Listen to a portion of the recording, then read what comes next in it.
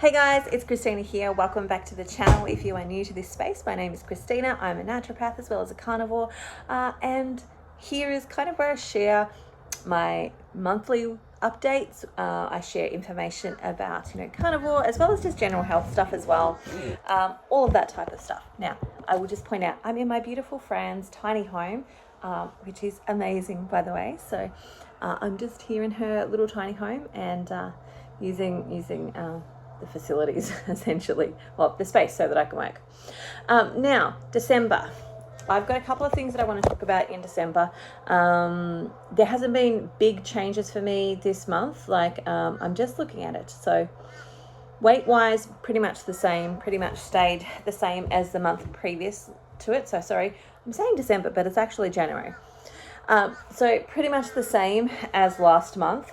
I did lose a couple more centimeters off my waist, but haven't really lost much anywhere else. I did lose a little bit off my chest, but that's pretty much about it.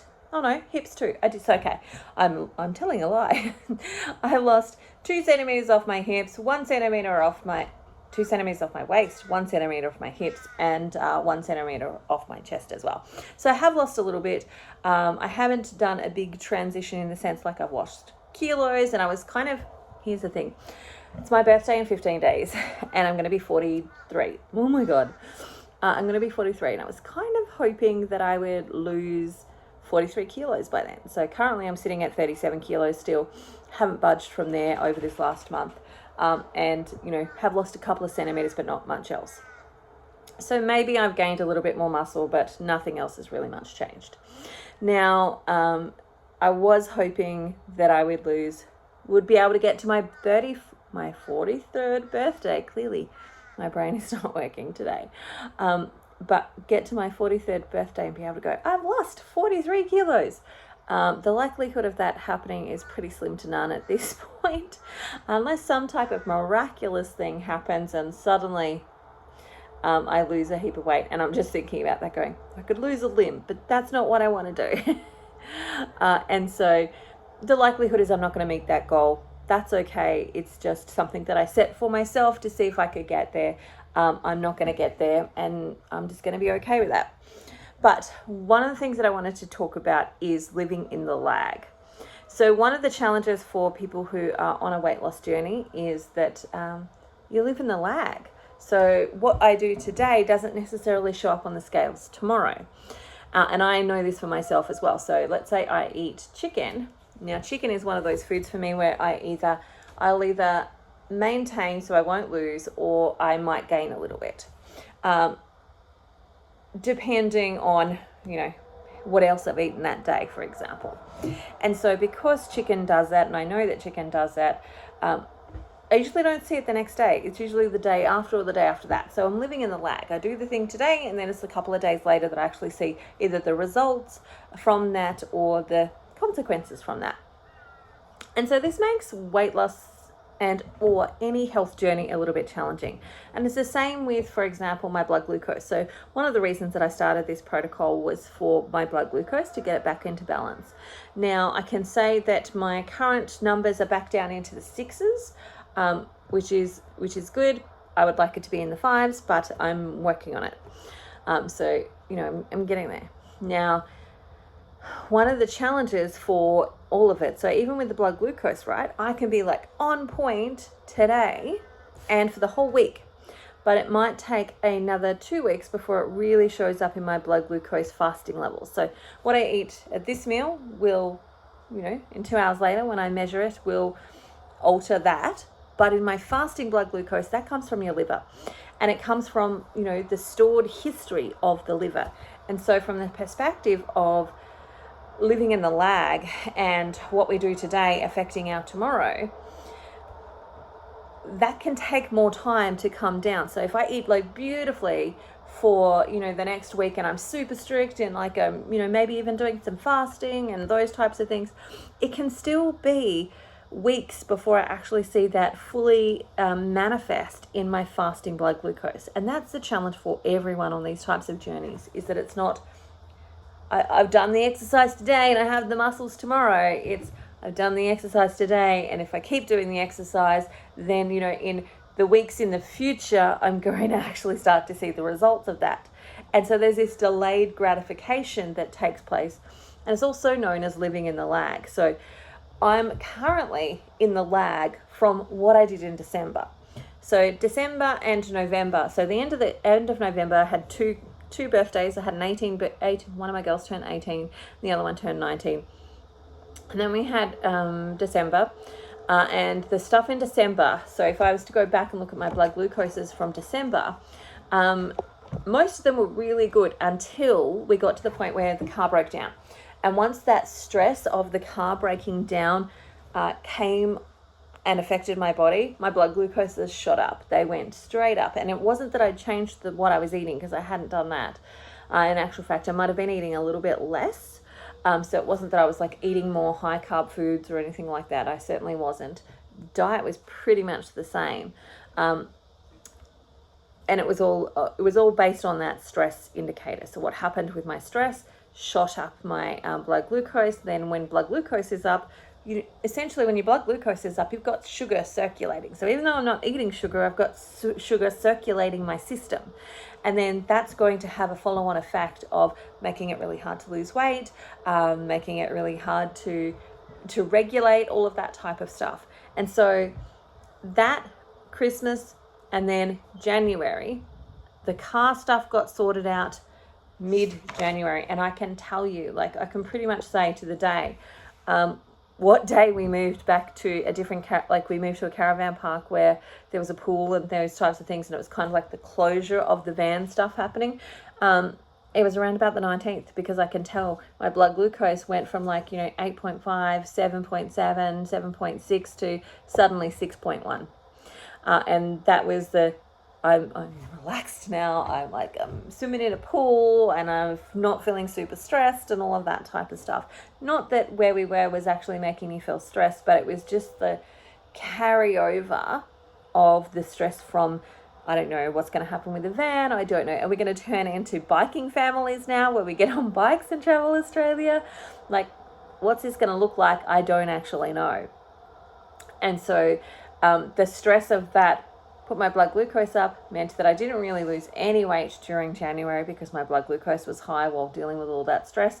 Now I've jumped up and down between 3 kilos. So I've had about, in January, I went up and down within a 3 kilo range. Not even that's 2 kilos. And so that will all have to do with blood glucose. If your blood glucose is high, it's very hard to actually lose weight. So living in the lag is, right now, the results that I've got today based on January is really focused on, or really based on, the lag from what happened over in December. And of course, January too.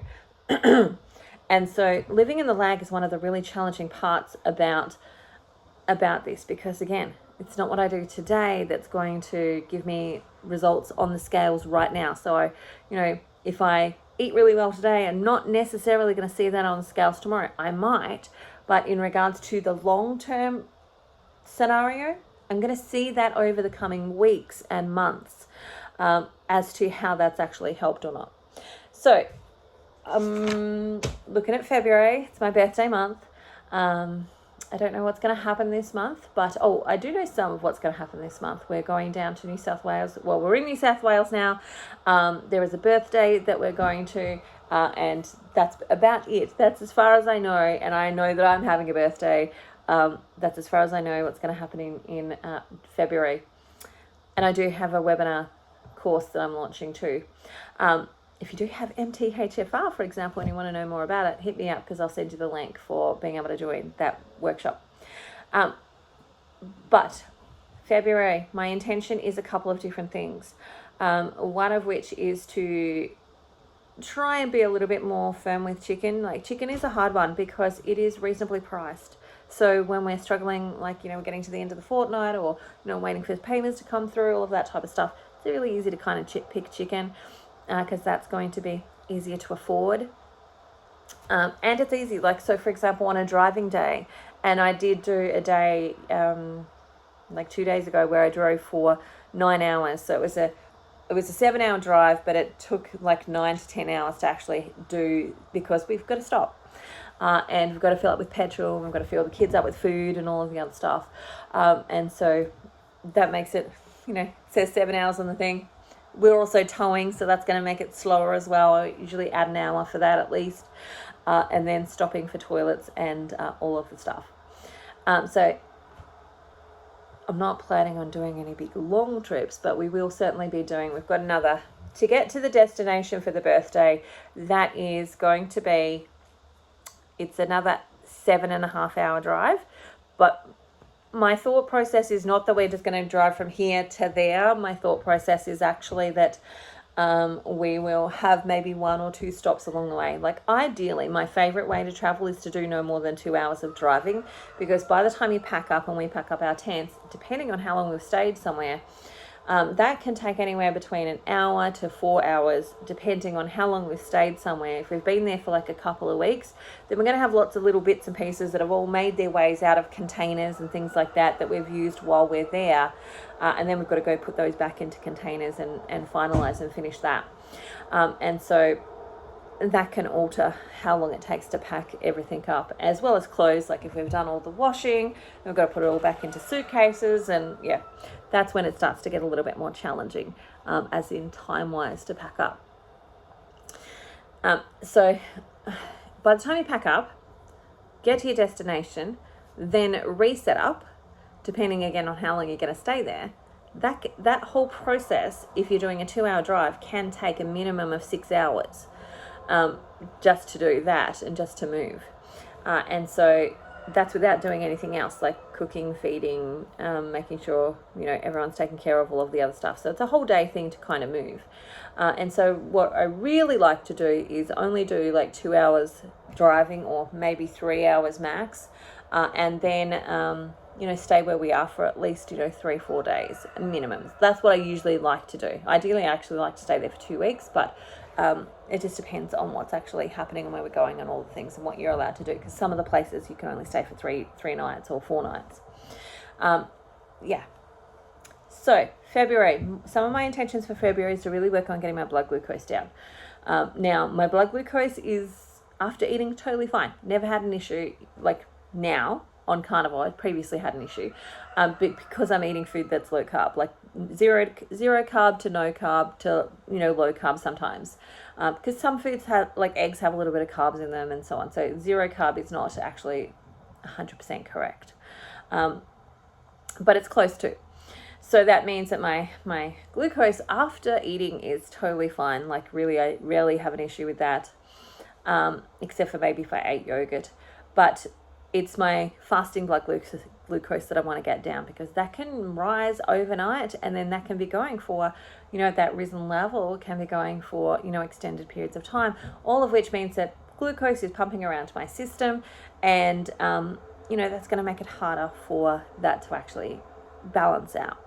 So my intentions are to actually start a little bit of a protocol on helping with my fasting blood glucose. So fasting blood glucose, like I mentioned, comes from the liver. It comes from the liver being too busy. It's got a lot of detoxification that's got to do. It's got a lot of work that it's got to do. And it's got a lot of stored glycogen. So the Bank of Christina is accessed by that liver pathway overnight. So when I haven't eaten, it goes, oh, hang on, we haven't got any food. I'll just feed her from our storehouse, which is kind of what we want to do.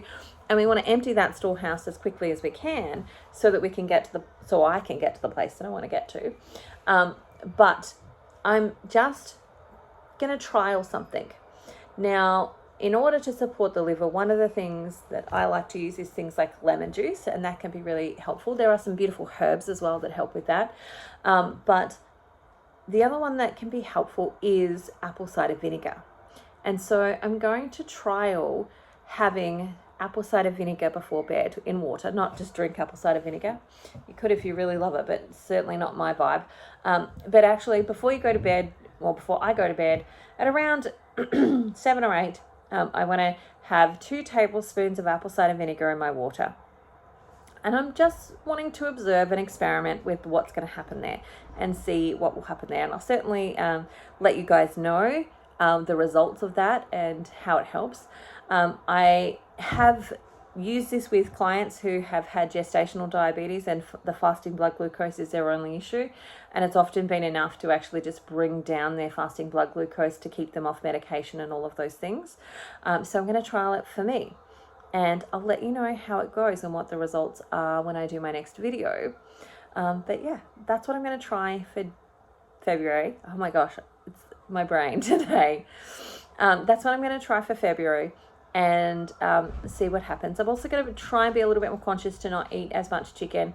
I'm also going to be, you know, I am playing with the idea of just trying to go for a bit of a walk first thing in the morning as well, because I know that muscle activation helps us use up excess glucose and glycogen. And so I'm not thinking of doing something strenuous because I don't want to, you know, get my adrenals all pumped up and all of the things.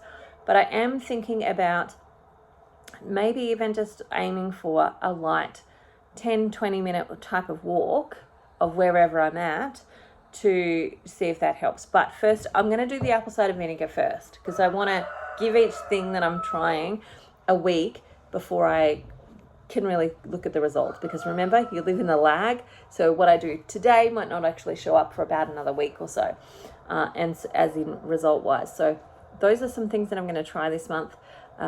Otherwise, that's it for me. I hope you have the most amazing day ever. I look forward to sharing with you some more. If you have any questions or have any things that you'd like me to do a video on, pop it in the comments. I would love to do that.